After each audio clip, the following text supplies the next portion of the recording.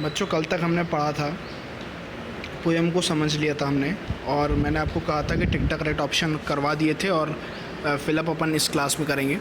तो इसमें क्या लिखा हुआ है, द पोएम फिलअप्स में देखिए फर्स्ट वाले में, the poem reflects the wonderful childhood days when the poet and Tom built a ship with back bedroom chairs. They also kept some pillows before they set out to sail.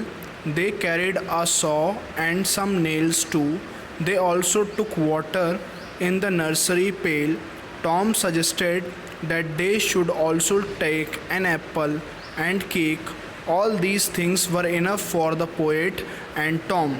They imagined that they were at sea for many days. Unfortunately, Tom fell out and hurt his knee, so the poet was left alone in the game later. ये पूरा poem का ही दिया हुआ है और बस आपको क्या करना है, पोएम के हिसाब से जो पोएम में बताया गया था उस हिसाब से ही आपको इसमें फिलअप्स को भरना है। अब बेटा क्वेश्चन नंबर सी जो है, आंसर द फॉलोइंग क्वेश्चन, उसमें 3 क्वेश्चंस पूछे गए हैं। पहला क्वेश्चन है, what are the 3 most essential things that the poet and Tom carried when they went sailing?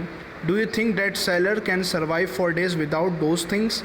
और इसमें क्या पूछा गया है कि क्या ऐसी 3 एसेंशियल चीज़ें थी जो पोएट और टॉम लेकर गए थे जब वो सेल कर रहे थे, और तुम्हें क्या लगता है कि सेलर जब वो चीज़ें लेकर उन चीज़ों के बिना क्या बहुत दिनों तक सर्वाइव कर सकते हैं? तो बेटा वो 3 चीज़ें कौन सी थी जो इसमें पूछा गया है, 3 मोस्ट एसेंशियल चीज़ें कौन सी थी जो पोएट और टॉम साथ में लेकर गए थे? तो पहली चीज़ थी वाटर, दूसरी चीज़ थी फूड एंड तीसरी चीज़ थी सॉ एंड सम नील्स।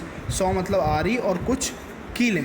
तो ये सारी चीज़ें एक बहुत ही ज़रूरी चीज़ें होती हैं जब आप किसी कभी सेल करने जाते हैं, कभी भी नाव चलाने जाते हैं। सेकेंड वाला, do you think that the poet and Tom really set out to sail in a ship and were they up to some kind of play? Which line indicate this? आप इसमें पूछते हैं कि क्या तुम्हें लगता है कि पोएट और टॉम सचमुच में सेल कर रहे थे या वो कुछ प्ले कर रहे थे? तो क्या कर रहे थे, वो सचमुच में सेल ना करके वो कुछ सिर्फ एक खेल खेल रहे थे। थर्ड वाला, mention 2 important things that you come to know about what the poet loved as a child. तो ऐसी कोई चीज़ें बताओ जो कि पोएट को बहुत ही पसंद थी जब वो बच्चा था। तो उसको क्या पसंद थी कि कोई भी वंडरफुल आप इमेजिन कर सकते हो, कोई भी आप मनों में ख्याल बना सकते हो और उस आइडिया को आप इंजॉय कर सकते हो। जैसे कि आप लोग घर में ही उन लोगों ने क्या किया, शिप बना के वो लोग एंजॉय करने लग गए। तो ऐसा एंजॉय आप घर में आराम से कर सकते हो जब आप बच्चे होते हो, कुछ भी सोचकर कुछ भी आप उसका बना सकते हो।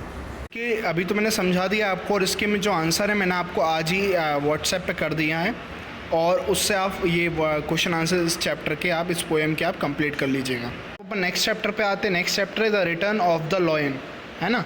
और ये एक प्ले की तरह है जिसमें बहुत सारी कास्ट है, बहुत सारे लोग हैं, जैसे कि शिवाजी हैं। शिवाजी कौन है? The ruler of near by all the present states of Maharashtra and Gujarat. तो ये रूलर हैं महाराष्ट्र और गुजरात के। जीजाबाई कौन है? शिवाजी की मदर हैं। मंत्री मतलब मिनिस्टर होते हैं, मंत्री होते हैं। सचिव मतलब सेक्रेटरी। और क्या है यहाँ पे? रामदास हैं। रामदास कौन है? शिवाजी के टीचर हैं और पोएट भी हैं। सोयाबाई कौन है? शिवाजी की वाइफ हैं और संभाजी की मदर हैं। पंडित राव कौन है?